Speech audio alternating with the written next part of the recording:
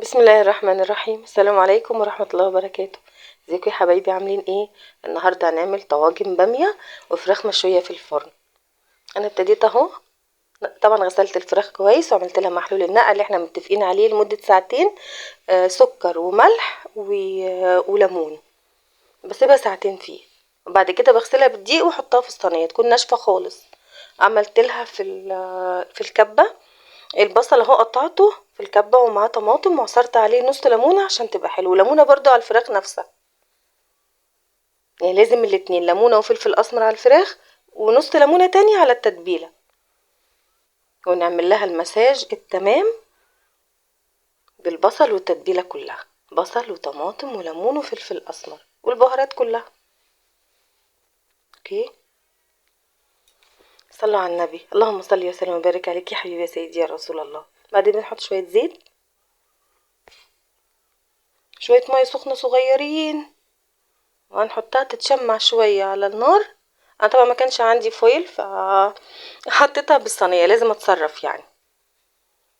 وسبتها شوية على النار قبل ما احطها على الشواية. بس بعد كده دلوقتي حطينا شوية زيت، حطينا زيت وحطينا حبهان ومستكة وشوية ملح صغيرين عشان الفراخ ما تلزقش، وبنديها صدمة عشان اعملها بالشوربة عشان اسقي طواجن البامية منها. كل الناس بتعمل البامية باللحمة الضاني، احنا بنحب نعملها كده عشان اللحمة الضاني تقيلة شوية، يعني احنا ملناش فيها غير مشوية بس. خلاص، نديها صدمة ونحمر يعني كويس كويس عشان الشوربة بتاعتها تبقى جميلة ولذيذة. دي فراخ بلدي، احلفكم بالله تقدر امي بالرحمة والمغفرة. بس احنا بنطمن على الفراخ التانية المشوية وانتوا معايا. انا ما قفلتش الفيديو سايباه وانتوا معايا. زي ما قلت لكم انا مش شاطرة في التصوير، فسامحوني يعني وساعدوني ان انا ابقى شاطرة في التصوير. بنحط دلوقتي طماطم، واقطع بصل برضو واحطه عشان دي شوربة.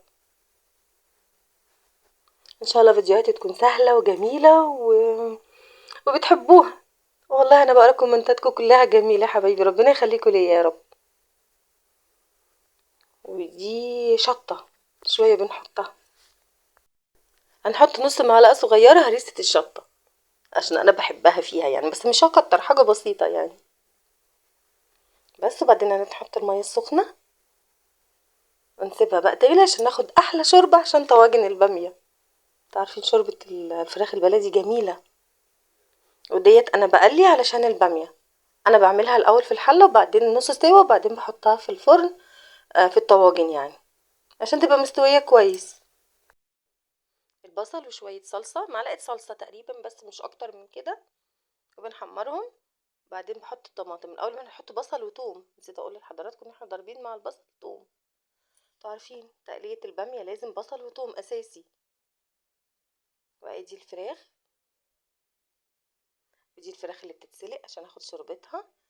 ودي خلاص انا حطيتها في الفرن، الفراخ المشوية حطيتها في الفرن خلاص بعد ما اديتها صدمة فوق على النار.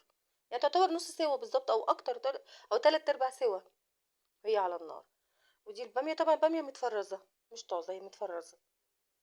حطيتها على الصلصة، وحطيت كمان شوربة، مش عارفة اتصورت ولا لا، بس حطيت شوربة من بتاعة الفراخ البلدي. خلاص هي بتغلي كده، وبعدين وهي 3/4 سوا بالظبط هنحطها في الطواجن. انا بوريها لكم اهو، ادي الطواجن عشان نحطها فيها. خلاص ادي طواجن البامية هنحطها في الفرن.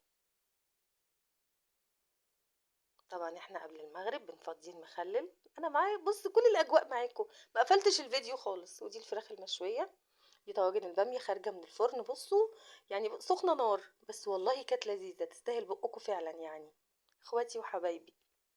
وادي الفراخ، ودي الفراخ البلدي تانية، ودي برضو الفراخ المشويه بلدي بس اكبر شويه من دي. بس وادي ده كان فطارنا. كان عندنا محشي من قبل كده، محشي الخاص اللي انا بعشقه بصراحه، جميل.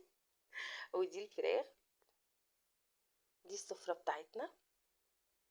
ونفسي تكونوا معايا والله كلكم تاكلوا من الاكل الجميل. والله مش بشكر في نفسي بس هو فعلا حلو والله جميل. بص اهم من الشغل ضبط الشغل، وانا بظبط الاكل عشان يبقى طعمه حلو.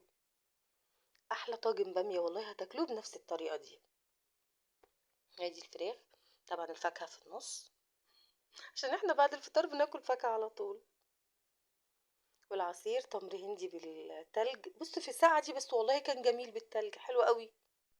وده كان فطارنا، يا رب يعجبكم، وان شاء الله تكون فيديوهاتي سهله وبسيطه وبتحبوها. وكل سنه وانتم طيبين، وربنا يبلغنا رمضان جميعا يا رب في احسن صحه وفي احسن حال. السلام عليكم ورحمه الله.